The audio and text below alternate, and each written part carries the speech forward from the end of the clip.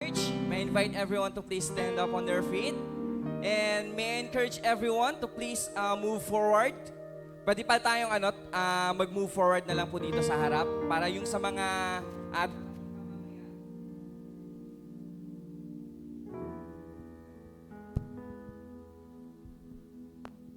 Alright, again, can I encourage everyone to please move forward and fill the front seats? And who are here excited to praise God again today? Alright, come on. But before we praise God, I would like to encourage everyone. It says in Psalms 107 verse 21 to 22, this is the word of God. Let them give thanks to the Lord for His unfailing love and His wonderful deeds for mankind. Let them sacrifice thank offerings and tell of His works with songs of joy. Do you agree with that, church? That we're gonna thank the Lord today. We're gonna declare His marvelous works today. Amen? Come on. As we sing this song, let this be the song of offering to our God today. And maybe we filled with His overflowing love and joy today, church. Come on.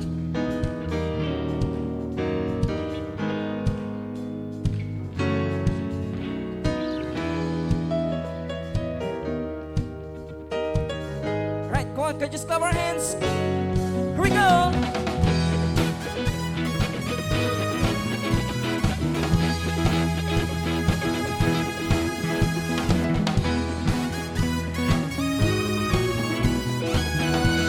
Come on, sing it out. In every season, you give me life. You shine through the darkness. 'Cause you are my light. When death you defeated, you gave me a new life. You've taken my sorrow, my joy is in Christ. One can just declare. 'Cause when I'm with you, I come alive. My day's full of color, I dance through the night. When I see you move, I follow your lead. My eyes are on you, and yours are on me. 'Cause you give me joy. You give me joy. You give me joy. You give me joy. My sin beyond measure. Your grace was the cure.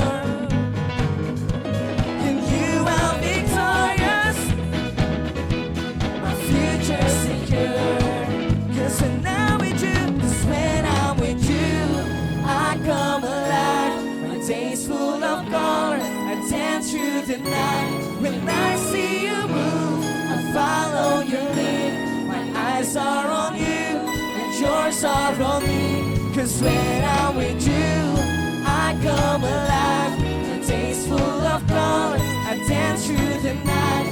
When I see you move, I follow your lead. My eyes are on you, and yours are on me. 'Cause you give me joy.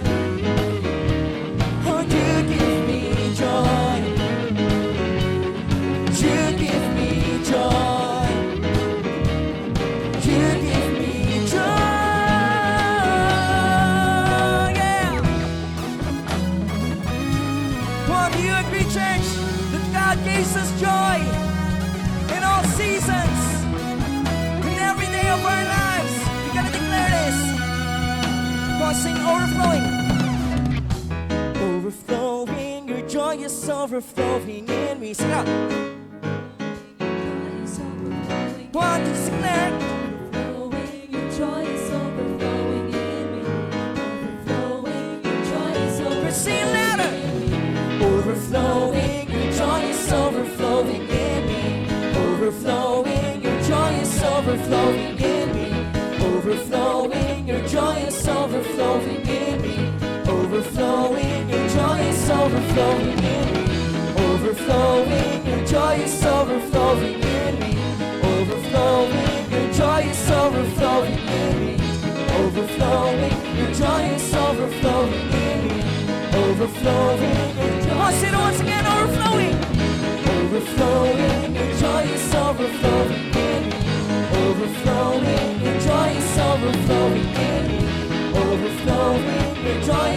overflowing in me, overflowing. Your joy is overflowing in me.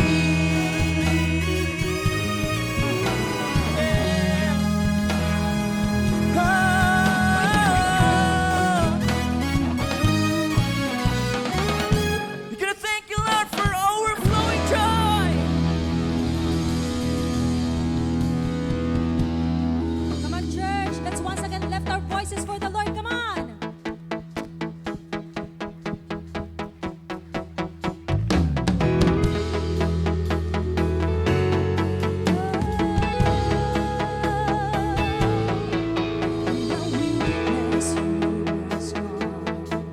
When I feel I can't press on, you renew this weary heart. You carry me through, you carry me through.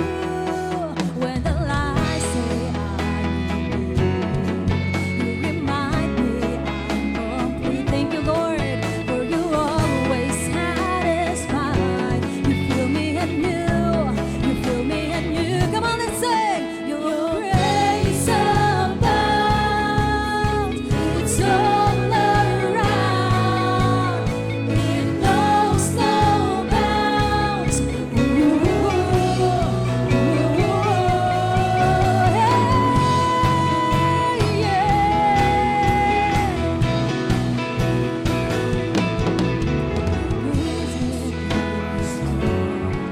When I feel I can't press on, you renew this weary heart. You carry me through, you carry me through. When the lies say I'm weak, you remind me I'm complete.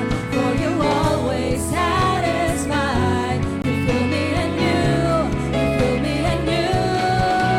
Your grace abounds, it's all around.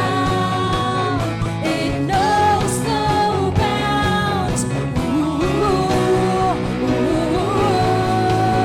Your grace abounds, it's all around. It knows no bounds.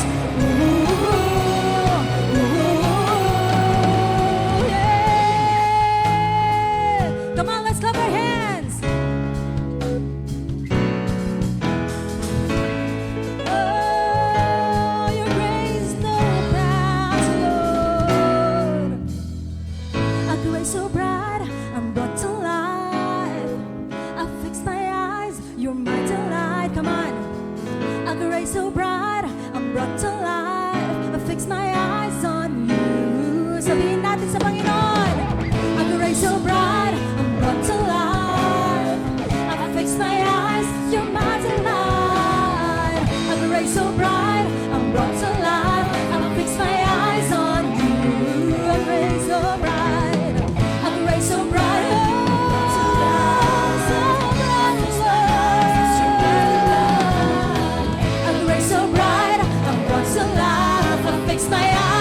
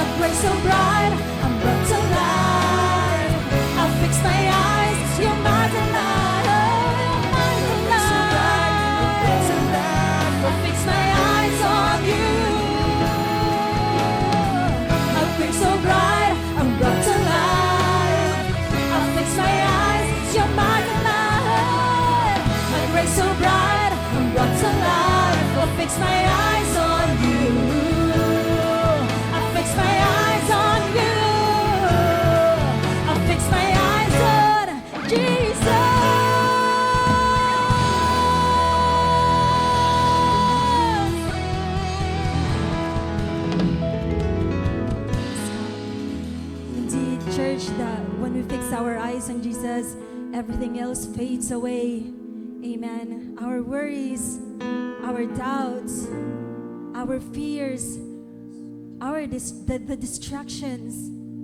Amen. Kaya sa umagang ito, church, let's come before God and ask God to fill us this morning. Let's worship Him with all of our hearts, because God created us to give Him honor, to give Him praise, to glorify His name. Amen. Come on, church. Let's worship God with all of our hearts.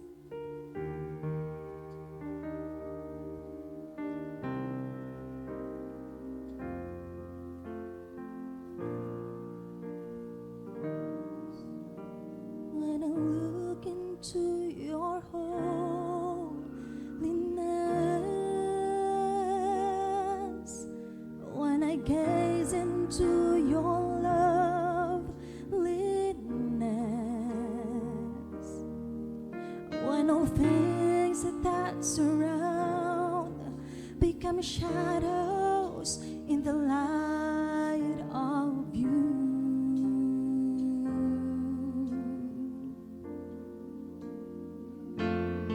When I found the joy of reaching your heart, yes, God.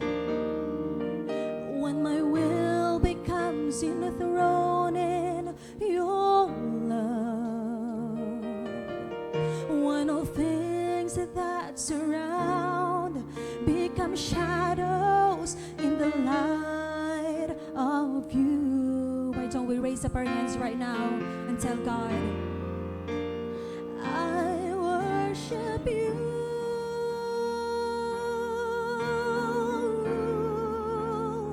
I worship you.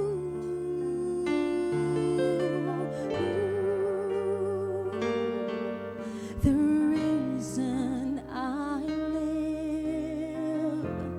is to worship you.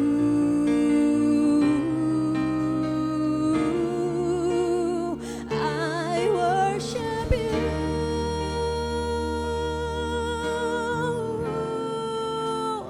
I worship you.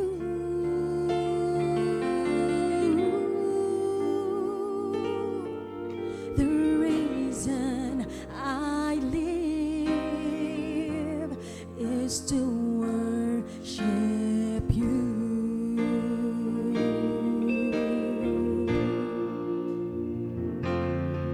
When I look into your holiness, your holy God, to your loveliness, when all things that surround become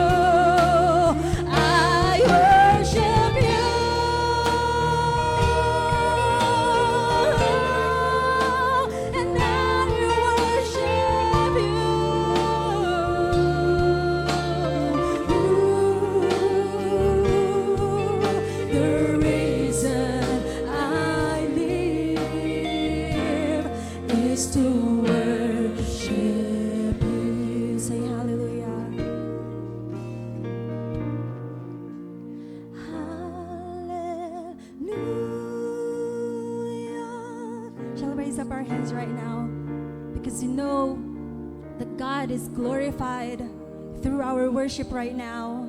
Come on, church. Hallelujah.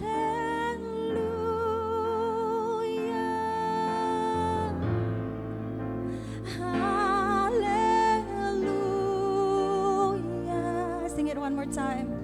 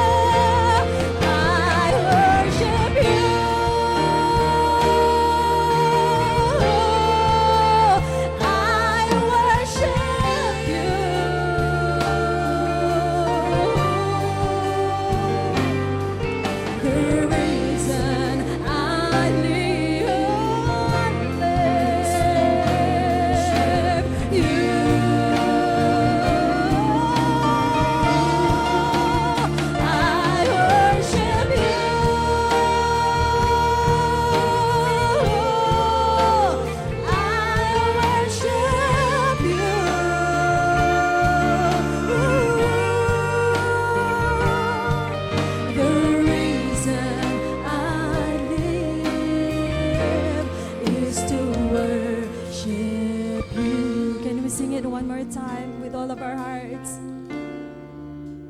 I worship you. Come on, church. It's God. We know that you're delighted of our praise, of our worship, Lord God.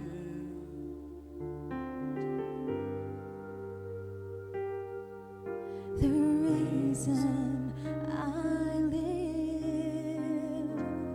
is to worship you.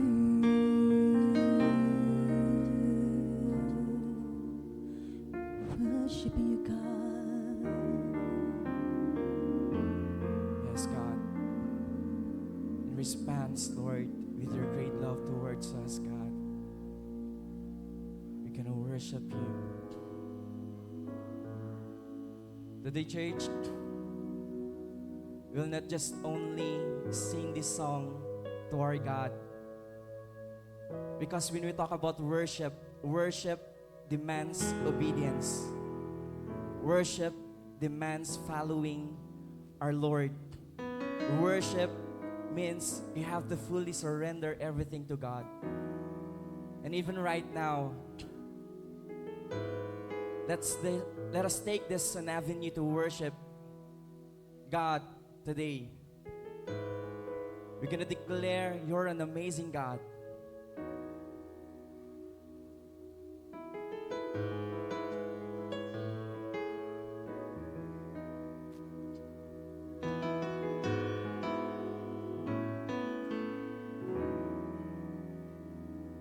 You dance over me, and while I am unaware, you sing all around, but I'll never hear the sound. Sing it once again. You dance. You dance over me while I am unaware.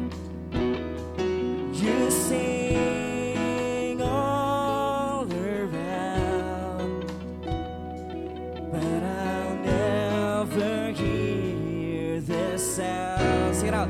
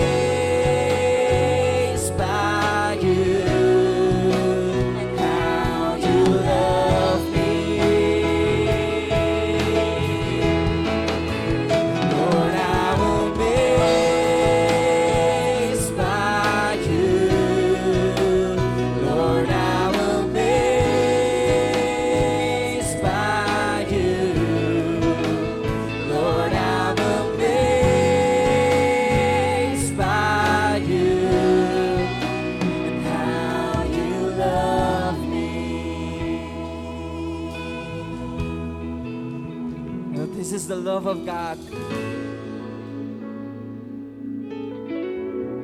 This is the love of God.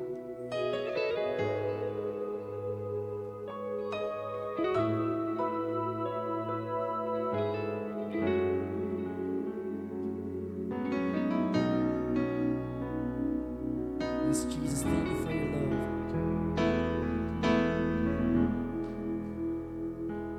How deep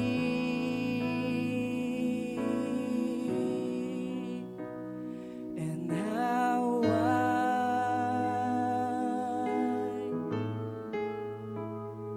how great is your love for me. Come on, church, you could just declare this as a song for you, declaring the love of God for you. Sing how deep, how wide,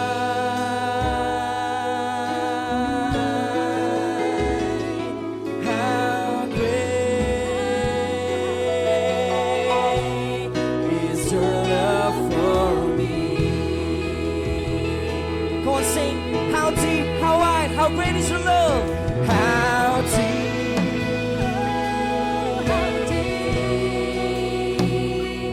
How wide, Lord, how great is your love for me.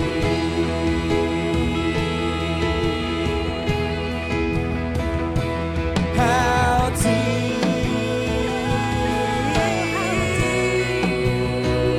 and how wide,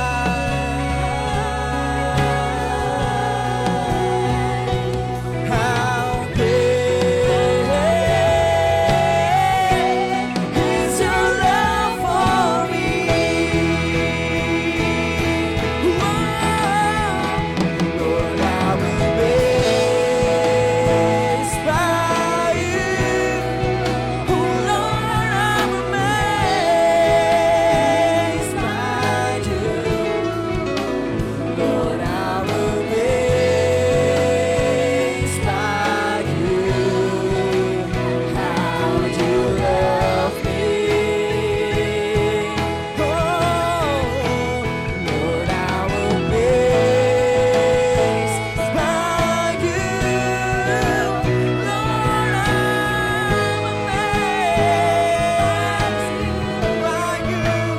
Lord, I'm amazed by you. How you love me. Lord, I'm amazed. Could you just lift up our hands and just tell Him today, Lord, I'm amazed.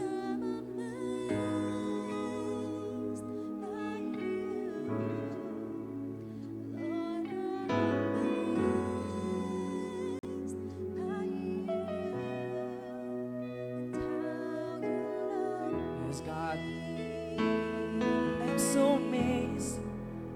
Lord, I'm amazed by you. Lord, I'm amazed by you. Lord, I'm amazed by you and how you love me. Yes, God. Indeed, that we're so amazed by your love. As I read the scriptures in Zephaniah 3:17, no, when we read this book of Zechariah, we will all know that this message is about judgment and restoration, judgment and hope for all the people of Judah. Amen. It says there, for the Lord your God is living among you. He is a mighty Savior. He will take delight in you with gladness. With His love, He will calm all your fears. He will rejoice over you with joyful songs. Are we all of us here are aware that God is so happy, God is so delighted in us. This verse declares that whatever failings do we have, whatever struggles do we have, His love is always there. His love will always calm all your fears. And He's rejoicing in you right now, watching you, honestly. It says He is a mighty Savior. And He will take delight with you in gladness. Can you just lift up our hands? Can you just take this moment to really thank the Lord? Yes, God. Lord, in this scenario, God, we are all like the people of Judah. We are all like the people of Israel. Having been this kind of heart of stubbornness. Lord, thank you for your love. Thank you for this unconditional love. That with all of that, you're not seeing us as your enemy, but you're seeing us as your sons and daughters. Thank you for delighting in us. And thank you for dying on the cross, Jesus, so that once again we will be made righteous in the sight of God. Let's pray. Lord, maybe right now we could not really express, Lord, our feelings. How thankful we are, God, because of what you did on the cross. And thank you for you said in your word that you are a mighty Savior, that you can save us from all our fears, that you can take us, Lord, from all our doubts, that you can remove all of our pains, God. Lord, whatever situations do we have, God, right now, as we surrender it to you, you're watching us so happy. And thank you right now, Lord Jesus. And we want to fully surrender everything to you, God. And right now, we lay down everything to you. And we entrust everything to you, God. In Jesus' mighty name we pray, amen and amen.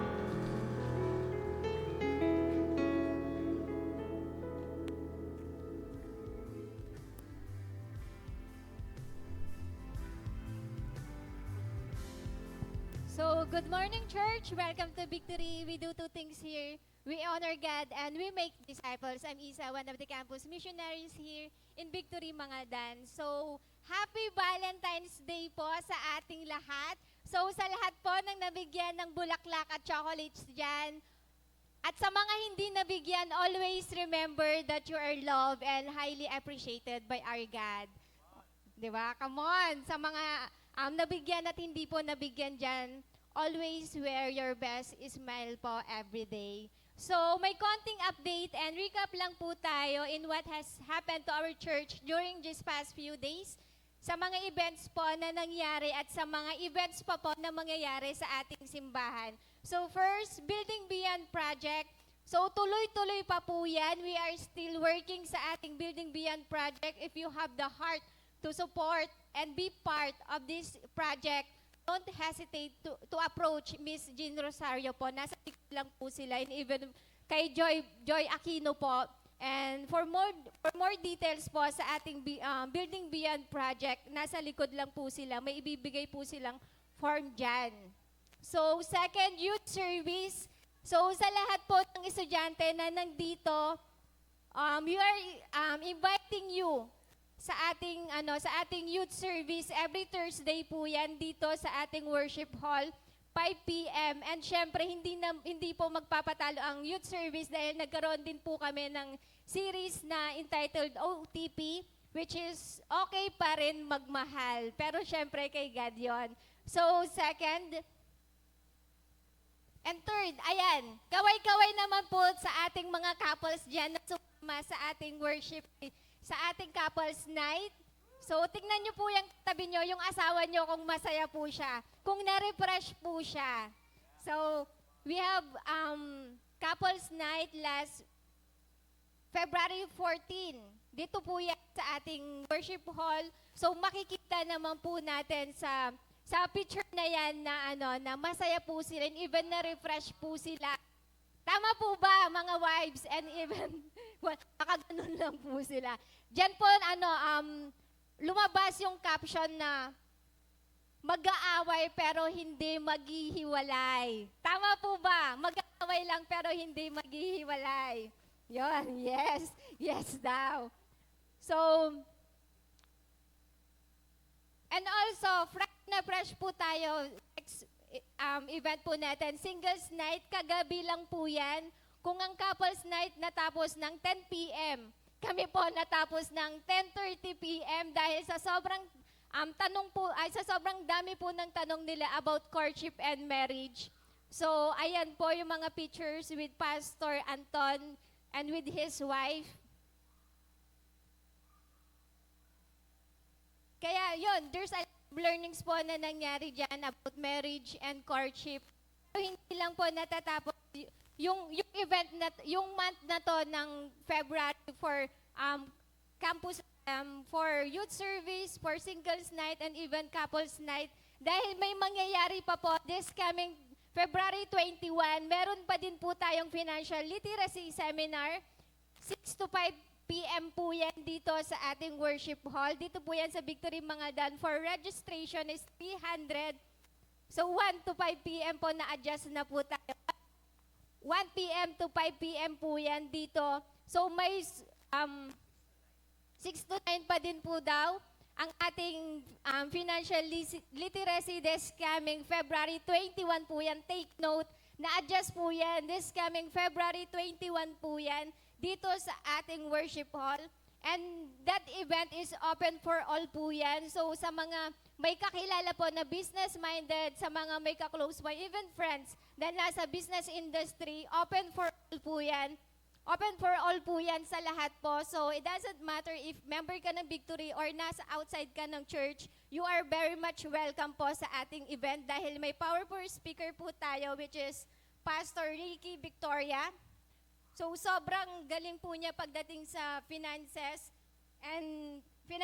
So if you have if pagod ka or nahihirapan ka na i-manage yung finances mo, so eto na yung right time para sa'yo na sumama sa ating financial literacy kung paano natin mas mamamanage yung finances natin individually and even for the future.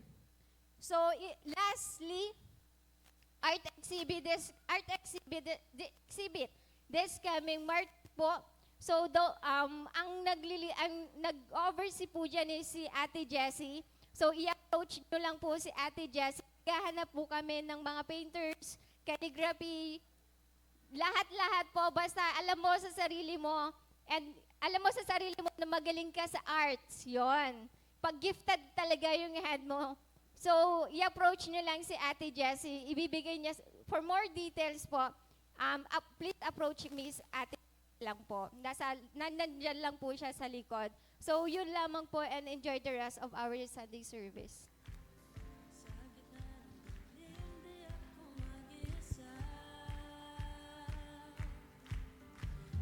Morning, church. Hello, everyone. Batiin mo muna ulit yung katabi mo. Sabi mo sa kanya, hindi pa tapos ang Valentine's. Ayan. Alright? Tuwang-tuwa ho ba siya? Okay. I'm going to share the offering right now, but before I share it, I would like to remind everyone, yung financial literacy is this coming Friday na po siya. We only have 35 participants. Dagdagan pa ho natin yon. Kung may kakilala po kayo na negosyante, ng mga problema, kung paano niya i-run yung kanyang business, o mag-i-start pa lang ng negosyo niya, invite them. Okay? Ito na yung pagkakataon natin para ma-engage po natin sila. Okay? Maliwanag po ba yun? Because we have a very powerful speaker. Pastor Ricky is also an entrepreneur. Okay? Successful entrepreneur. I-share niya po yan, yung aking i-share ngayon. Pero mas malalim po yan. Deuteronomy chapter 8, verse 18. Ito po yung nakasulat dyan. Ready na ho ba tayo? Ano nakalagay dyan? You shall, okay, remember the Lord, your God, for it is He who gives you the power to get wealth. Wow, so may power pala. Hindi yung wealth hindi yung money. Pero baliktad ngayon eh. Ang may pera ngayon, ang may power ngayon, money. No. It is the it's this the person God empowered to produce wealth. Okay? You have to understand that that's the original context of it. Okay? It is He who gives you power to get wealth, that He may confirm His covenant that He swore to your forefather as it is day. Bakit nga ba sinulat ito? Kasi po, alam niyo po, kung titinan po natin yung buong Israel, kung paano sila pinalaya ni Lord, kung paano sila inilagaan ni Lord ng 40 years sa desert. Sabi doon, hindi nag-fail si Lord. Yung mga sapatos nyo, 40 years na hindi nyo pinalitan. Okay? Ano pa? Hindi nangamoy yung mga damit ninyo. Diba? Ibig sabihin, pinatibay ni Lord yung lahat ng mga ari-arian ninyo. Okay? Every day may mana in everything. Kaya nga kapag ikaw ay nag-prosper, lalong-lalo na kapag sinabi ni Lord na pupunta ka na sa promised land mo, a land of flowing milk and honey, then there you have a power to produce wealth. Isa lang ang request ni Lord sa atin. Okay? Parang kinakanta ni Lord sa atin to. Anong kanta ni Lord? Remember M, remember E, remember me, sabi niya. Put them together, okay? So, kasi kung minsan pag mayaman na tayo, nakakalimutan na natin si Lord Tingnan mo nga yung katabi mo, mukha na ba siyang mayaman? Hindi pa naman, ano? Pero yayaman din yan. Someday, magiging mayaman yan. Sabihin mo nga sa kanya, kapag mayaman ka na, remember God. Remember M, and remember E also. Remember me also, okay? Amen? Are you excited to give right now? Parang hindi kayo excited, Parang naubos ata yung pera nyo sa Valentine's. Excited pa ka na yung magbigay? Sige, Lord, salamat po. As we give our tithes and offering, Lord, we are not going to forget you because it is you who gave us the power to get wealth. And thank you, Lord, that money, hindi po yan ang magkocontrol sa amin. We are going to control the money because it is you who gave us the power, not the money. Thank you, God, for the privilege to be a blessing of this church, to be a blessing to my brother and to my sister. The money that we are going to give will advance your kingdom. Many will come to know the Lord because of our money, because the power you have given unto us. Marami pong salamat muli, Lord, in Jesus' name. Amen. Amen. There are 3 ways to give. Number 1, pwede po natin isulat po natin sa envelope natin. Alright? Kung nagbibigay po tayo sa building project, encircle nyo lang po yan.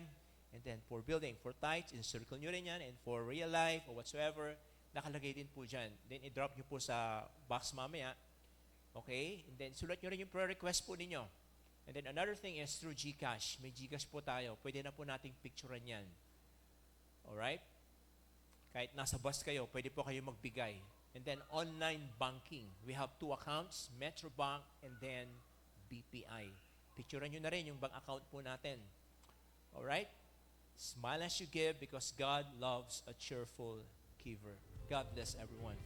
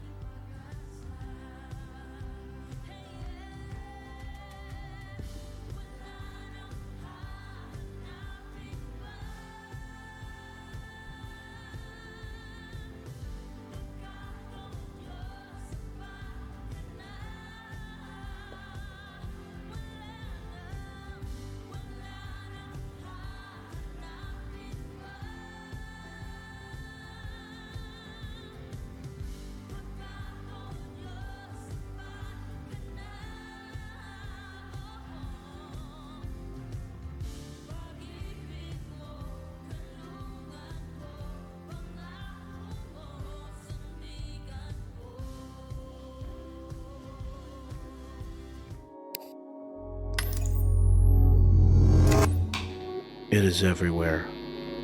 It fills our homes, illuminates our streets. Where there is light, there is the presence of God. Even in the darkness, His love comes through. It gives without measure and goes the extra mile. It endures forever. It is like no other. Truly, there is no love greater than a love like His.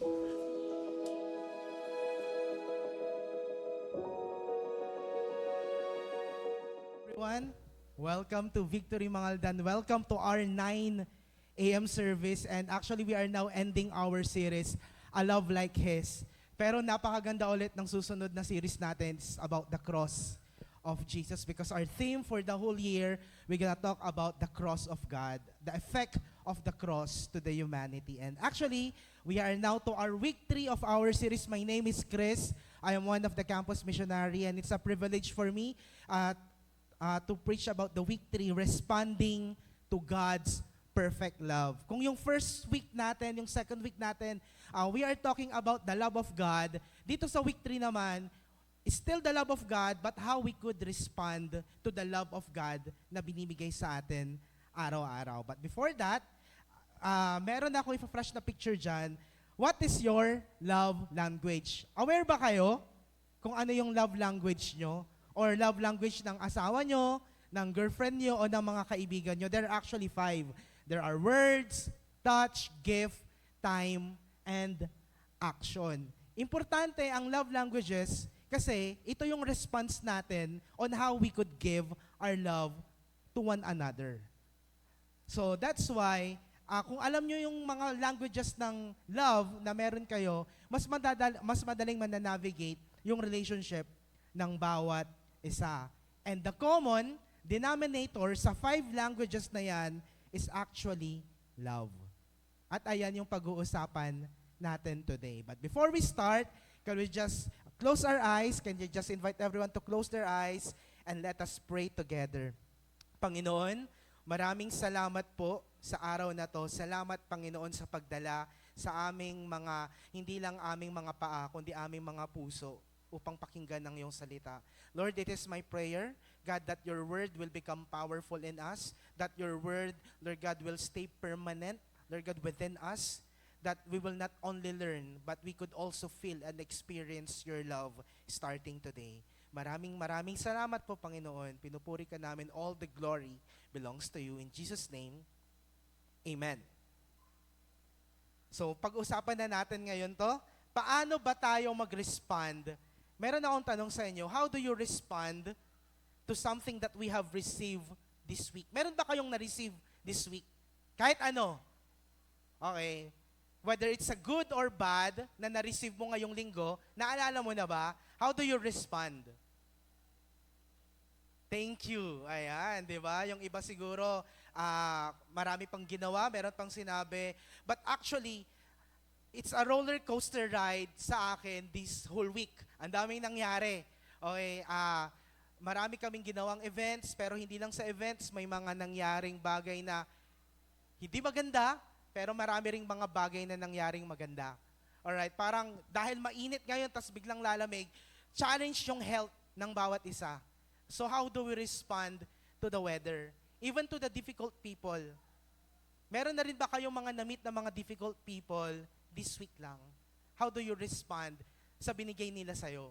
Whether it's an action, whether it's a feeling, whether it's a flower, or whether it's a thank you, how do you respond to that? And actually, ito yung pag-uusapan natin ngayon. Paano tayo dapat mag-respond? Or ano ba yung response when you experience the love of God? And we will start in 1 John 4, verse 7. I'm gonna read in NIV version. In verse 7, God is saying to us, dear friends, let us love one another, for love comes from God. Those who are loved, let us love. Everyone who loves has been born of God and knows God. Sa madaling sabi, madaling magmahal ng mga taong mahal ka rin. Tama ba? Madali silang mahalin yung mga taong mahal ka. Pero minsan, mahirap pagmahal ng taong di ka mahal-mahal. Difficult people. Or minsan yourself. Minsan mahirap mahalin. But on this verse, in verse 7, sobrang daming binanggit na salitang love. Isang passage pa lang, 5 times nang binanggit yung salitang love. At 3 times dyan binanggit ang salitang God. Hindi ba nakakatuwa na kung sa isang scripture pa lang, meron ng isang word na love, God really means it. Parang sinabihan ka ni God dito ng 5 times na I love you. Kung isang beses pa lang na sinabi ni God na mahal ka niya, it is very important to a person. What more kung dito pa lang sa isang verse umaapaw na yung salitang love at umaapaw na yung salitang God. Kaya ang sabi niya, dear friends, let us love one another. For love comes from God. Those who are love, sa lahat ng nakaramdam ng pagmamahal, let us love. Everyone who loves has been born of God and knows God. Di ba? Parang dito pa lang malinaw na kung ano yung gustong sabihin sa atin ni God. But on this verse, what matters most is the love of God is unconditional, it is steadfast and merciful, and it is not based on what we do.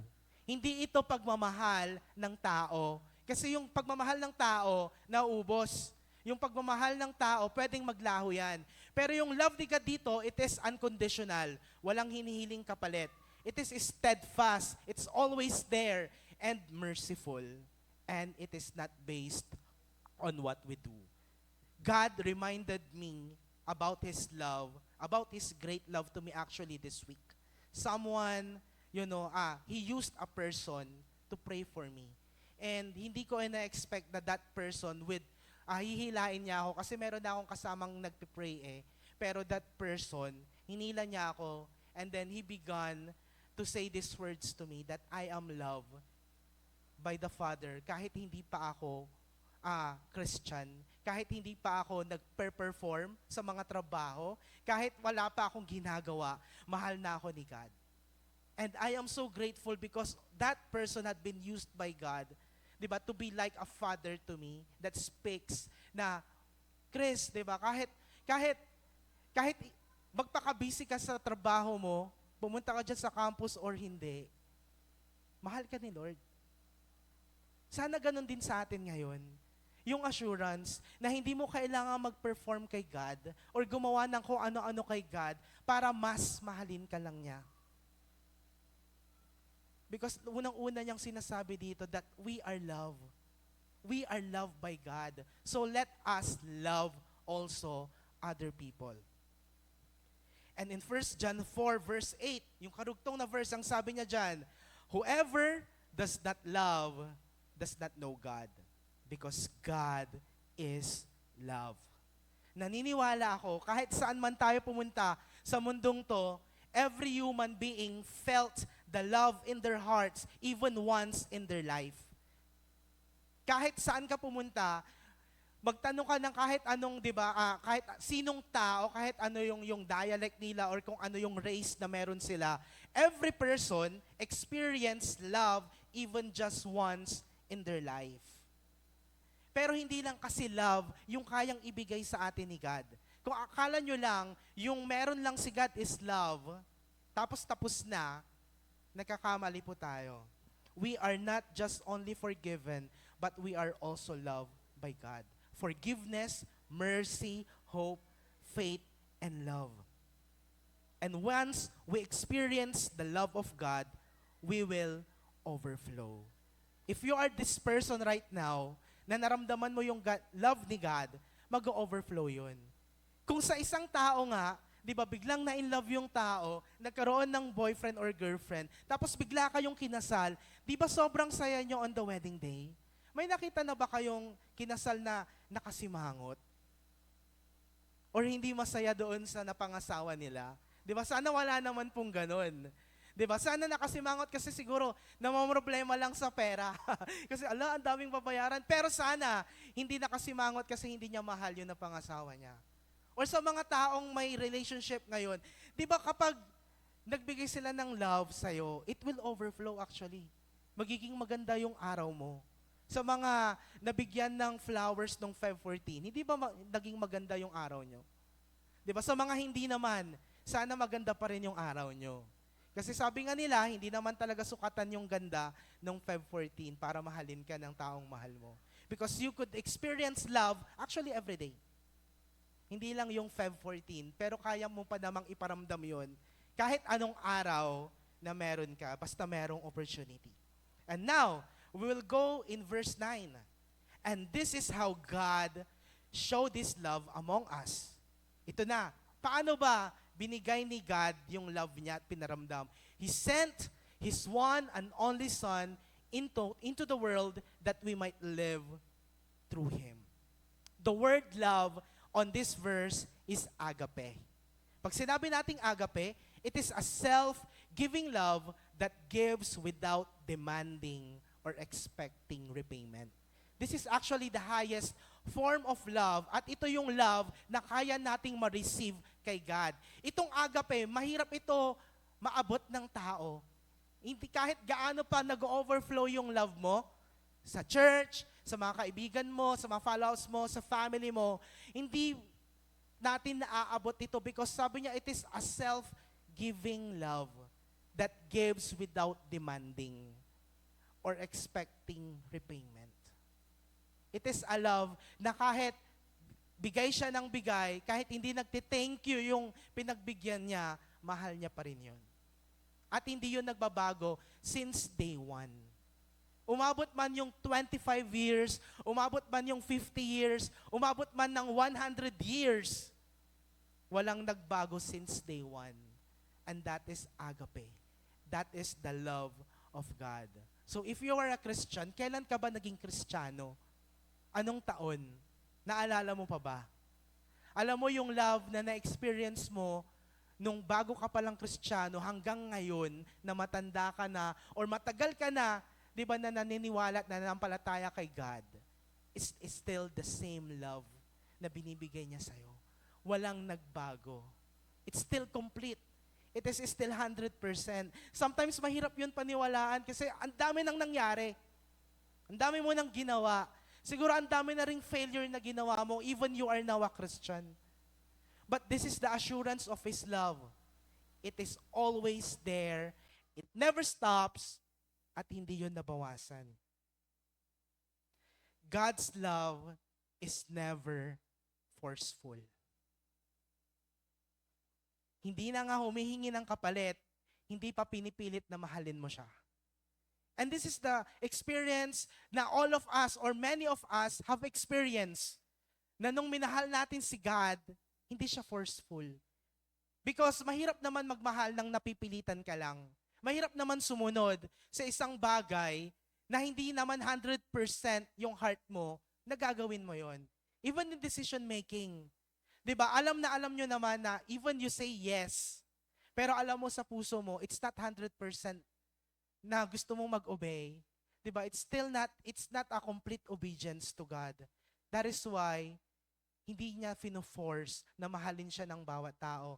Kasi kung finorce niya, sa isang click niya lang, di ba, lahat na lang ng tao sa buong mundo, i-worship siya every day. But He is not like that. He is not demanding, He's not expecting, and most especially His love is not forceful. Para siyang river. Alam niyo ba yung ilog? Yung ilog, never yang nag-stop na dumaloy. Araw-araw, dumadaloy yon. Pag tumingin ka dito, pag tiningnan mo siya, para lang siyang mabagal. Diba? Parang mabagal lang yung daloy niya. Pero oras na pumunta ka sa ilalim nun, mabilis yung current. It never stops. It always flow. At ang flow ng direction niya ay iisa lang. Ganon din yung heart ni God towards us. Iisa lang yung direction ng love niya sa atin. And I hope we could go to that rhythm of His love and grace for us. And in verse 10, 1 John 4, verse 10, this is love. Not that we love God, but that He loved us and sent His Son as an atoning sacrifice for our sins. Love expressed, love given. Hindi lang love by words, pero it is love by action. Alam niyo ba that love is a verb? It is not stationary. It has an action. At ito yung action ni God sa pagmamahal niya sa atin, that He gave His one and only Son to be the atoning sacrifice for our sins. He sent Jesus to die for our sins, and because of that, we are saved today. In 1 John 4:11 to 12, puros love yung binabanggit niya dito sa buong passage. In verse 11, "Dear friends, since God so loved us, we also ought to love one another. No one has ever seen God, but if we love one another, God lives in us, and His love is made complete in us." Verse 11, "Dear friends, are you completely aware and you know that God loves us?" Kung alam mo na mahal ka ni God, we also need to love one another. It's easy to be said than done, pero it's always a heart check to us. No one has ever seen God, but if we love one another, God lives in us. Yun ang sabi niya. Wala pa nakakakita kay God, pero kung ang bawat tao, ang bawat Kristiyano, ang bawat simbahan ay nagmamahalan, makikita yon ng mga taong wala doon. At magugulat sila, uy grabe, bakit kaya maraming pagmamahal doon? Bakit kaya despite of differences, they are loving one another, they are forgiving one another? Because, iisa lang naman yung ibig sabihin nun pag may ganong nangyayari, because God lives in us. And His love is made complete in us. You know what, church? We are not yet perfect. That's why we still commit mistakes.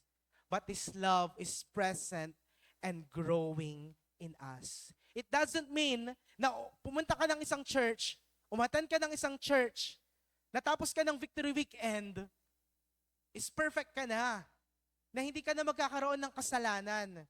Na kahit leader ka na or meron ka ng ministry, it doesn't mean na hindi ka na makakapag-commit ng kasalanan.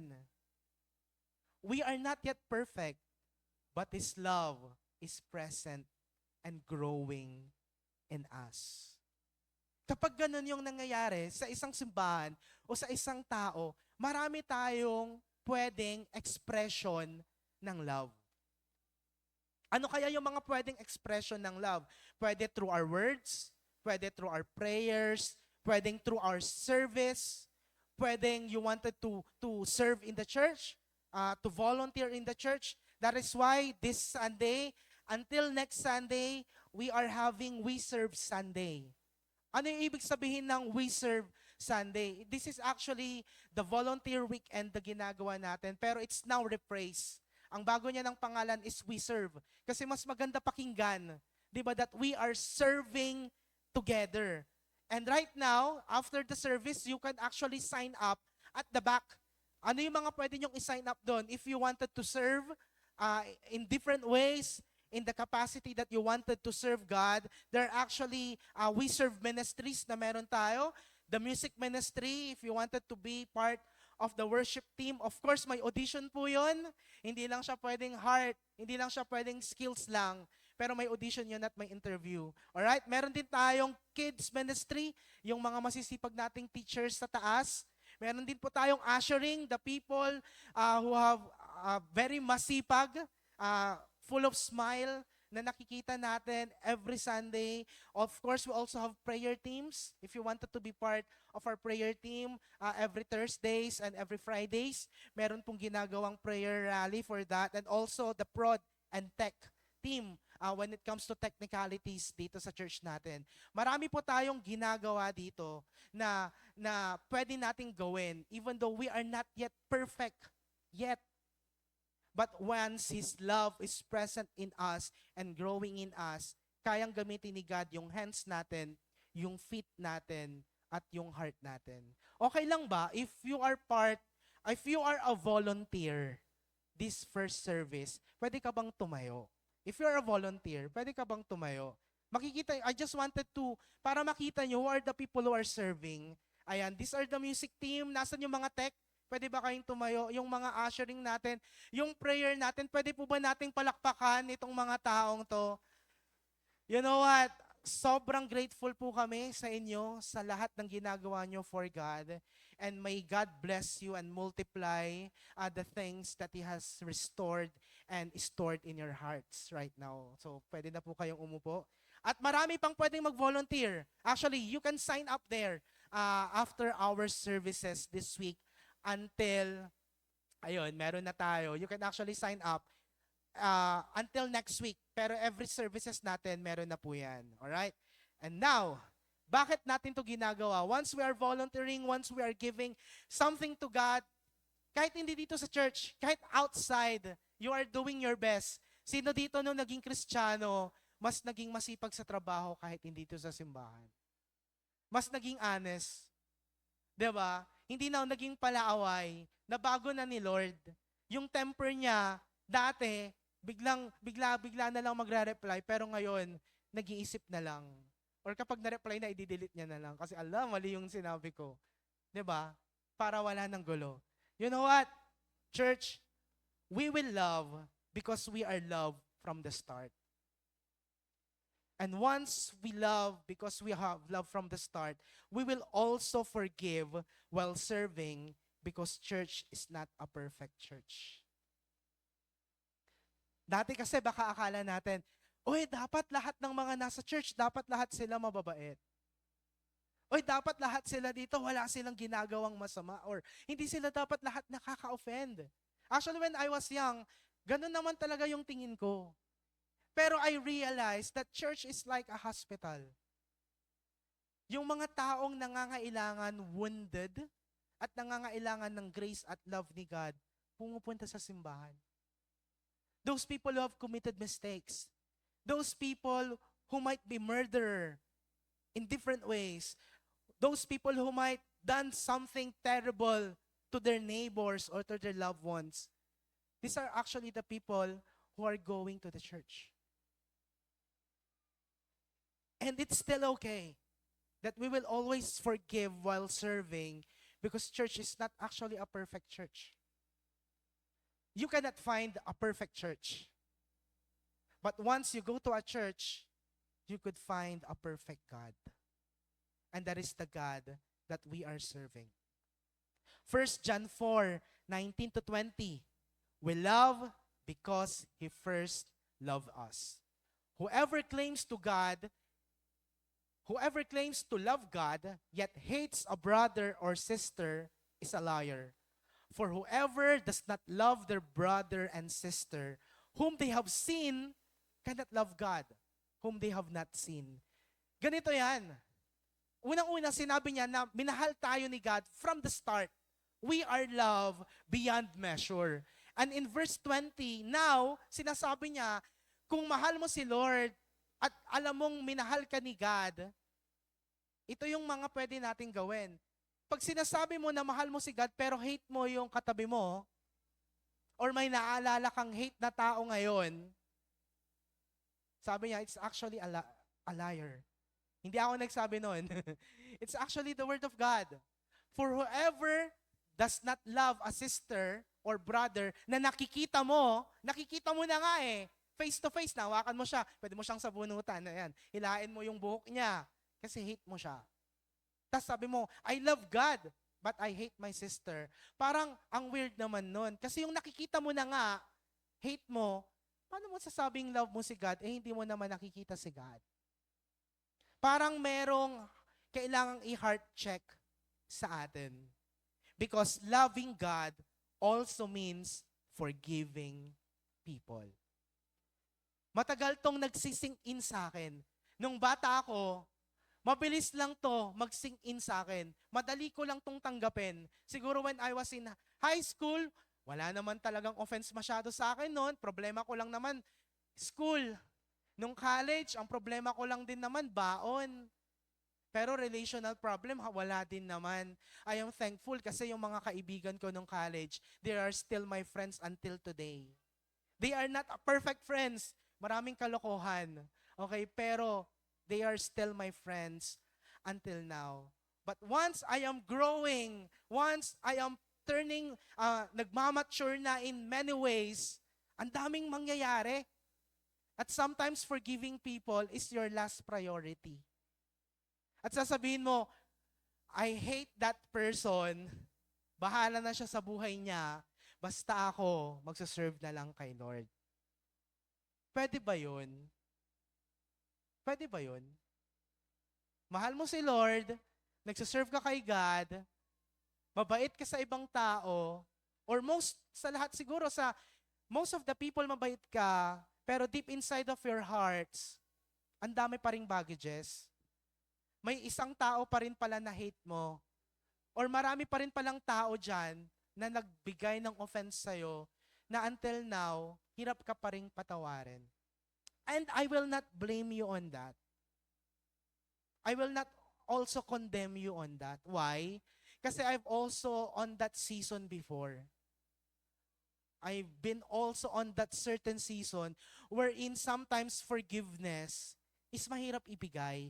Kasi paulit-ulit. Kasi nagpatawad ka pero uulitin lang. Parang sa anak nyo, di ba? Pinatawad yung anak nyo, tapos paulit-ulit lang ginagawa ng anak nyo hanggang maiinis na kayo. Or maybe your partner or you're in a relationship, tapos paulit-ulit na lang yung issue. Hindi rin naman pala mare-resolve, edi wag na lang patawarin. Edi much better na lang na mag-part ng ways kasi hindi rin naman talaga mare-resolve. Ganon yun ang nangyayari ngayon. Kasi yun yung nababasa nyo ngayon. Kasi doon kayo nagko-comment ngayon. Kasi yung mga trending sa Facebook, sa Instagram or sa Twitter, yun yung nakikita natin. January pa lang, ang dami ng relational issue. February pa lang, kung ano-ano ng mga nababasa nyo. Yung iba pa nga, nagki-quiz pa nga sa Facebook eh.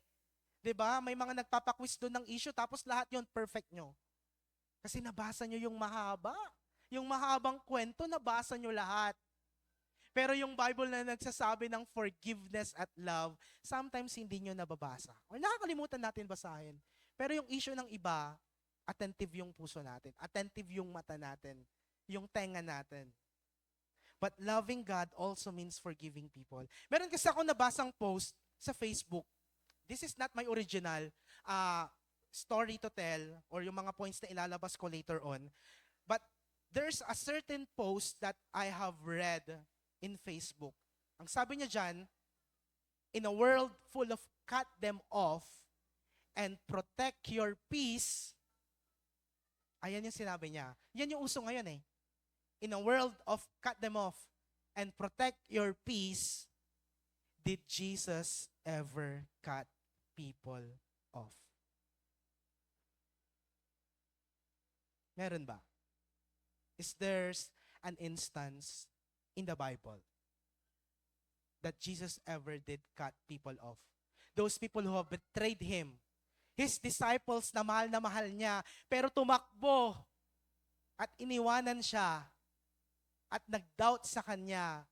Those people na binigyan niya ng miracles every day. Those people na nagmamakaawa kay God na pagalingin sila every day. But when the time comes, they are shouting, "Crucify Him." Did Jesus ever cut people off? Uso ngayon, boundaries. Ang sasabihin nila, magbigay ka ng boundaries para hindi ka na maloko. Tama? Magbigay ka ng boundaries kung dati close mo yan, ngayon, hindi na masyado. Maglagay ka ng boundaries sa buhay mo. Boundaries protect you from harm. Next slide. But cutting off completely without love is pride. Okay lang mag-set ng boundaries to protect you. Pero cutting off people completely without love is actually pride. Maybe you are prideful. Someone speak life to me many years ago. Kasi ako yung taong kapag tama ako, kahit anong gawin mo, hindi talaga ako magsasorry kasi ikaw yung nagkamali. But someone, a person whom I really appreciate, during that time, many years ago, kinausap niya ako, sabi niya sa akin, in a loving voice, "Chris, tama ka naman, pero ma-pride ka eh. Kasi aanhin mo yung pagiging tama, pero mawawalan ka ng relationship. Aanhin mo na ipapamukha mo na ikaw yung tama, na yung decision mo yung tama, na idea mo yung tama, na yung iniisip mo beforehand ay tama, pero mawawalan ka ng kaibigan, masisira yung relationships. What's good of being good? Or what's good of being right kung hindi mo pinaramdam yung forgiveness at humility? Sabi niya dito, Jesus walked away from some people, but He never shut the door on them forever. We are called to forgive, not to build walls of bitterness. Doesn't mean it's a failed relationship. You cannot have lasting relationship. Because we can always have lasting relationship with God. At it ended here, 1 John 4:21. Ang sabi niya, and He has given us this command. Anyone who loves God must also love their brother and sister. Parang paulit-ulit na ang daming binanggit dito. Hindi lang isang verse, pero actually, paulit-ulit niyang sinasabi that if you love God, you must also love their brothers and sister. Meron akong isi-share dito. I knew a person na na-scam. Hindi siya na-scam ng isang beses lang. Pero actually, na-scam siya ng pera ng 2 beses. At yung una, sobrang laki yung na-scam sa kanya.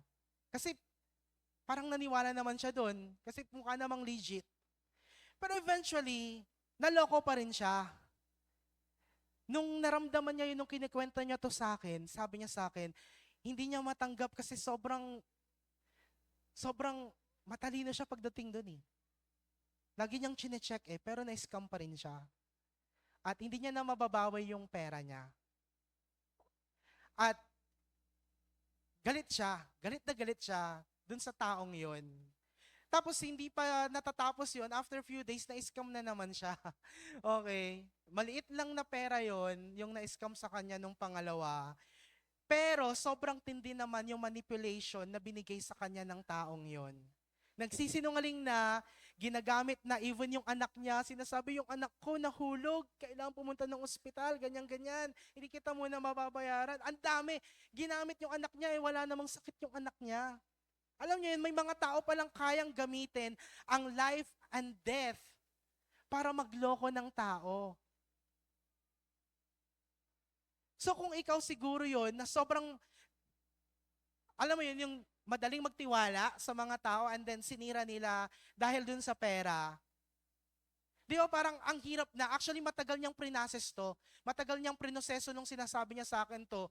Pero dumating yung time na sinuko niya na yun kay Lord. At ang sabi niya sa akin, actually, wala na akong magawa, galit na galit ako, but I just prayed for them.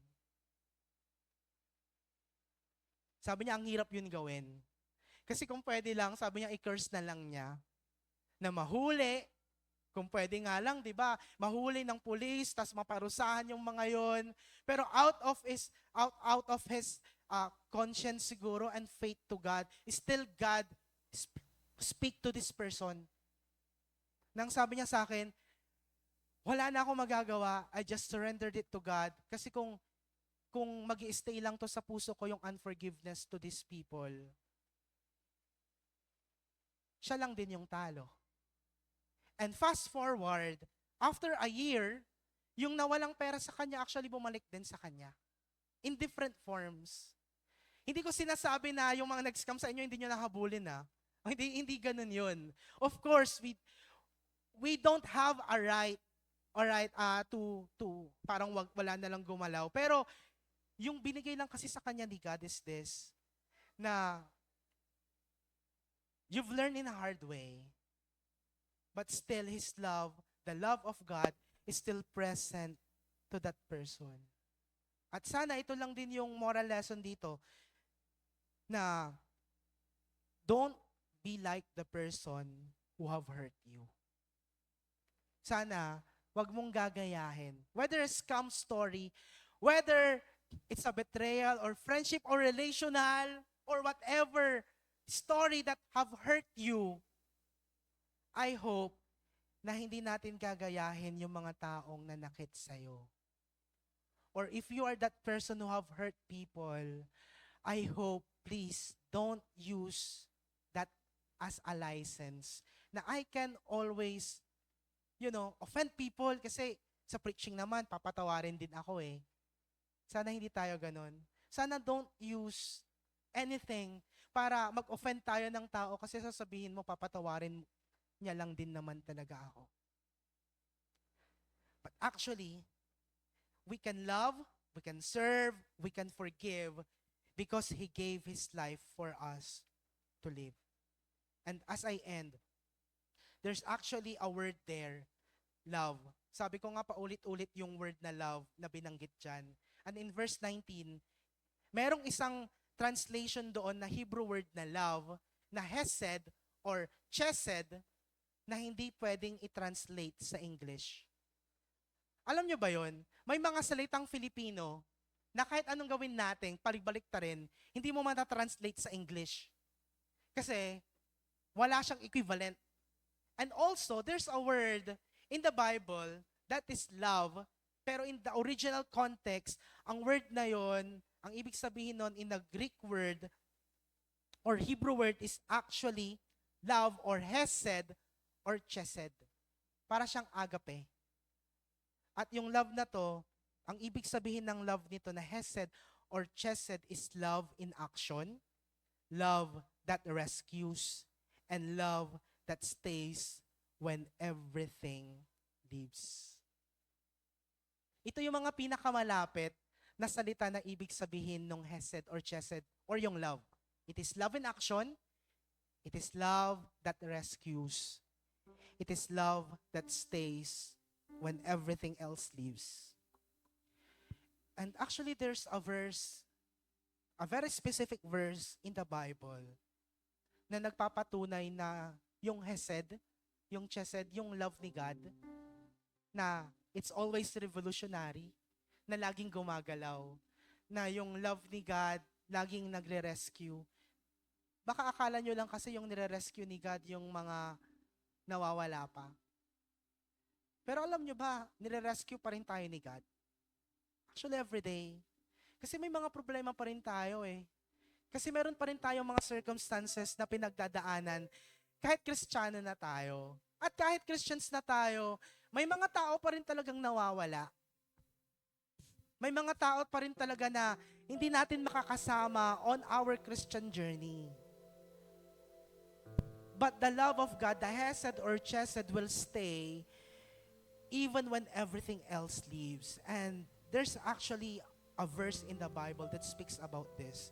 Can we just all stand up as I read this? It's actually in Isaiah 54:10. It stays there, though the mountains be shaken and the hills be removed, yet my unfailing chesed for you will not be shaken, nor my covenant of peace be removed. Before you give love to others, before you forgive people that cost a lot in you, may this verse be an assurance na merong unshakable love na binibigay sa atin araw-araw. That there's a love that never changes. That there's a love that always stays in whatever circumstances. At kapag naramdaman mo to, kapag nag-overflow to sa'yo, you can actually love others as well. You can actually forgive others as well. Because love covers multitudes of sins. Hindi niya lang tatakpan yun, pero pagagalingin niya. Hindi niya lang tatakpan, pero hihilumin niya. And that is the love of God.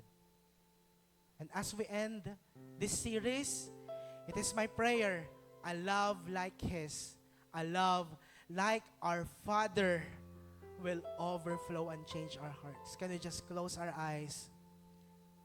If you felt like you also wanted to raise your hands as an act of surrender and being grateful to God. Lord, salamat po sa dami ng pinagdaanan ng mga tao na nandito ngayon. Maybe there are battles so silent, battles they alone knew. Or there are prayer warriors, God, ahead of them. Lord, it is my prayer that we will always experience that chesed, that hesed, that love that cannot be translated but only be felt by every wounded heart, by every hopeful heart, that you alone could change us, that you alone could love us completely. Lord, help us to experience that kind of love. And once we experience that, we will overflow it to others as well. Maraming salamat po, Panginoon. All of this in Jesus' name. Amen and amen and amen. Can we give glory and honor to God and just worship Him today?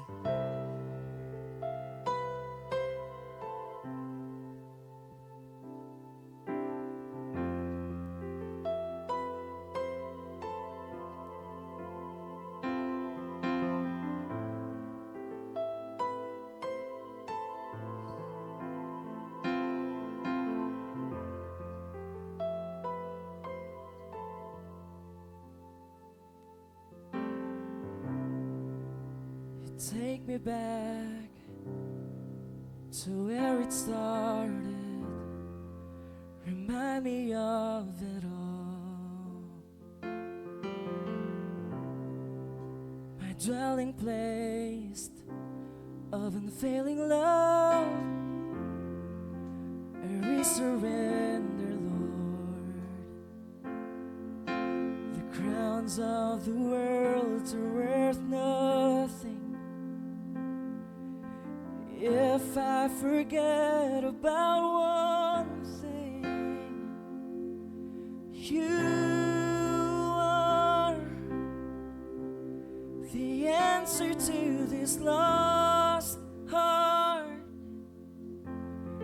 You bring me home when I have wandered far.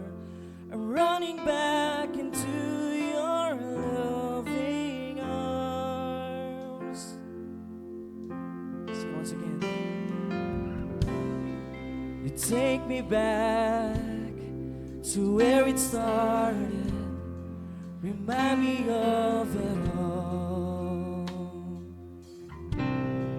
My dwelling place of unfailing love. I resurrender, Lord. Sing the crowns. The crowns of the world are worth nothing if I forget about one thing. The crowns of the world are worth nothing, and if I forget about one thing, you are the answer to this lost heart. You bring me home when I have wandered far. I'm running back into your loving arms. You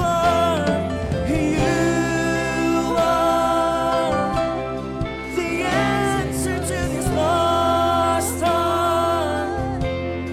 You bring me home when I have wandered far. I'm running back into your loving arms. Let this soul find your voice. Let your love drown the noise. Bring me back to your heart. Breathe new life in this bones. Come revive, keep me close. Bring me back to your heart. Sing, let your love. Let this soul find your voice. Let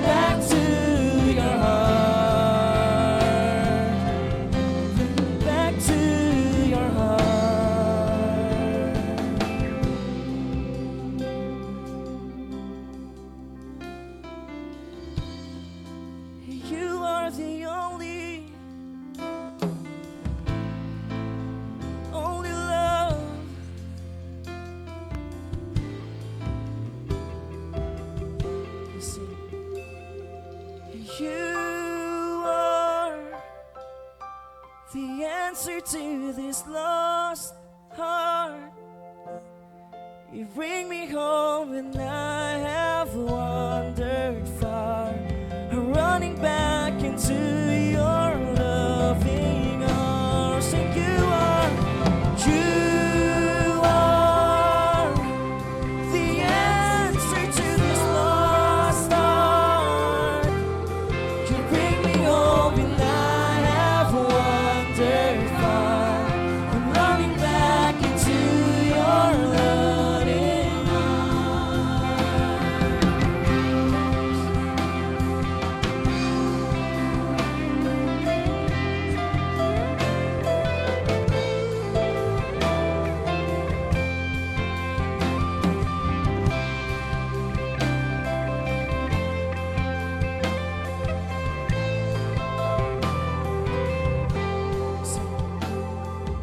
I hear you say you're forgiven. I hear you say it. I hear you say it. I hear you say you're restored. I hear you say it. I hear you say it. I hear you say you're forgiven. And I hear you say it. I hear you say it. I hear you say you're my child. I hear you say it. I hear you say it. And I hear you say I'm forgiven. And I hear you say it. And I hear you say it. And I hear you say you're restored. And I hear you say it. And I hear you say it. You are, sing it out. The answer to this lost heart. You bring me home when I have wandered far, running back to your loving arms. You are the answer to this lost heart. You bring me home when I have wandered far, running back into your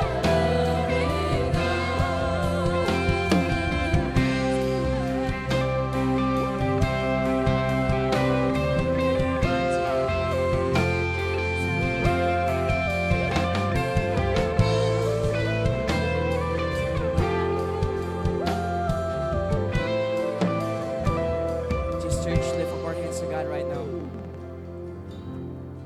Let's pray.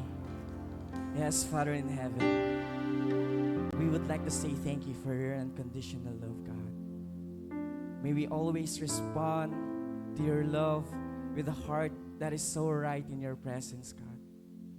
I pray that all of us here in this room will become a channel of blessing, a life that is so worthy, God, of your call. Lord, may we surrender to you, Jesus. And Lord, I pray that let your will be done always in our lives. In Jesus' mighty name we pray. Amen and amen. All right, God bless everyone. See you again next Sunday.